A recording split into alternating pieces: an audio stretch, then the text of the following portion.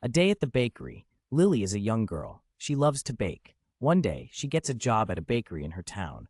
The bakery is called Sweet Treats. Lily is very happy. In the morning, she arrives at the bakery at 7 a.m. The sun is shining, and the smell of fresh bread fills the air. Mr. Brown, the baker, greets her with a smile. He is friendly and kind. "Good morning, Lily," he says. "Are you ready to work?" "Yes, I am," Lily replies excitedly. Mr. Brown shows her how to make cupcakes. They mix flour, sugar, eggs, and milk in a big bowl. Lily stirs the mixture with a spoon.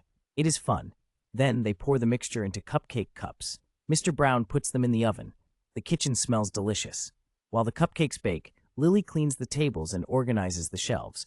She sees many different treats: cookies, pies, and bread. She wants to try them all.